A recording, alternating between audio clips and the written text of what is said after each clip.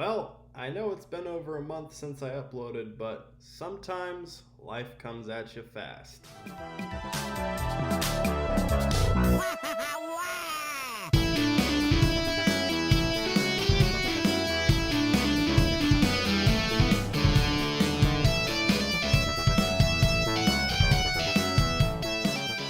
Hello everyone, and finally, welcome back to Thoughts on the Track. We have 46 out of 48 tracks done, and man, I don't care how busy I may be with student teaching, at some point I gotta finish the job. The series has to be complete. I do apologize for being out the last month and a half, truly, I am sorry. I wish I had more time for my old hobbies like playing video games, but I got student teaching in the morning and afternoon, work later in the afternoon and evening, and by the time I'm ready to wind down, I don't want to play video games to do it. I just want to read and watch YouTube and pass out. So unfortunately, I haven't had as much time to game, but it is a 3-day weekend, so I've returned for another Thoughts on the Track review, this time for SNES Bowser Castle 3.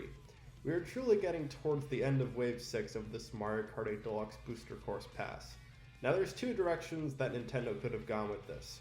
They could have gone the lazy route like they did with Mario Circuit 3, hardly improving anything over a Wii version of the track.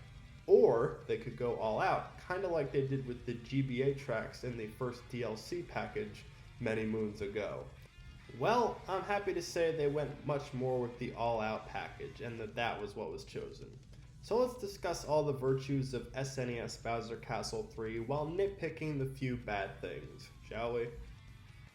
Let's start as we always did with the track design, and what of course has been the problem with the original SNES tracks, they all fell flat.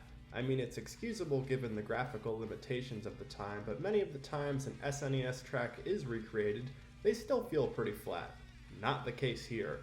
The anti-gravity section is fantastic, and in general the track design just feels a lot like this game's original Bowser's Castle, and that's a compliment.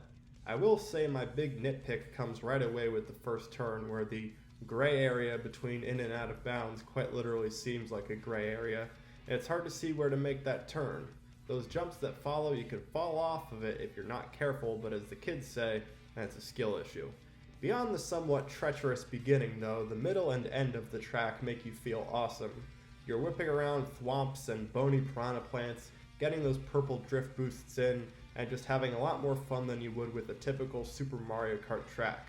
Another fun thing about this one, there are tons of chances you get to do jumps and tricks, but not where it feels like almost the entire frickin' track, i.e. Excite Bike Arena. Overall, much improved track design, it's a whole new world, Jasmine. But as improved as the track design is, my goodness, the artwork is even more improved. Remember how I said this track gives me vibes of the original Bowser's Castle from Mario Kart 8? I truly mean it. The texture of the fire throughout the track is blown up in HD, and the vibes are simply intense. Hot lava is spewing everywhere, and then there's the menacing castle in the background. I swear it's almost as enticing as the Bowser's Castle from this game. It's the only thing I could compare it to, really. It makes me wish there were actually more retro Bowser's Castles that came out in this Booster Course Pass, or the DLC. Or, the original game. Like seriously, this is the only one, why Nintendo? But again, can't stay mad at them for too long when the texture of this track looks fantastic.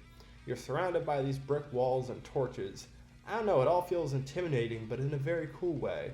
There's even a big volcano in the background right before the Jumps O' Doom in the beginning, so you could say this reminds me a bit of the Grumble Volcano recreation in this particular game. Then the music, it's not half bad either, and I'd say it improved on the original. Now the original one, it's a good old 16-bit classic, probably one of my favorite songs from Super Mario Kart, but the live orchestrated guitar on this recreated track certainly adds some extra flavor. And you know what other track had a great electric guitar? Okay, I promise I'll stop. Or will I? I'm not going to. Now this isn't the catchiest track Nintendo had to work with, and it is a bit repetitive too. But they really did what they could with it to sound solid. Shredding out on that electric guitar again is really a fitting way to go along with the fiery vibes of this track.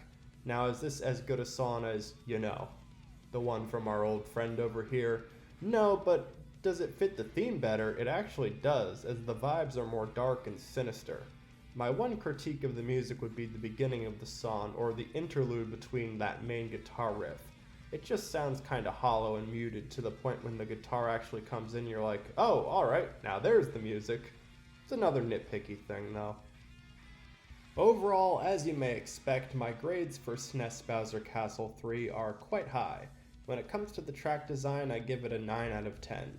So much more lively than an SNES original. Between the more enjoyable turns, the anti-gravity, and the thwomp and piranha dodging, it's also great. Except that turn in the beginning I kinda don't like, but whatever. It's a 9 for me. But the artwork, yeah, that's a 10 out of 10. I kinda knew it would be a 10 from the moment I saw it in the trailer. I was like, my goodness, they went all out this time. This isn't a sad recreation copy and paste of an SNES track that had already been on the Wii. Nay, this was something special. Finally, my thoughts on the music. Look, an 8 out of 10 is about the highest grade they could have gotten from given the original song, and I'm gonna give them just that, an 8 out of 10. The guitar sounds fantastic, I just wish the intro sounded a bit more crisp. Overall, that comes out to a rating of 9 out of 10. Out of the 96 tracks you'll play in this game, SNES Bowser Castle 3 is certainly among the better ones. And to think it started out as, well, this, that's just really impressive. Well, what are your thoughts on SNES Bowser Castle 3? How would you grade it? Harsher than me or even more generous? I don't know if it's really possible to be that much more generous than me, but I guess you could give it a 10. Well anyway, as great as this track is, there is one challenger left for the TOTT series, and I think it will be quite fitting to conclude the series with this particular track when the time comes. Stay tuned for that. Bye bye.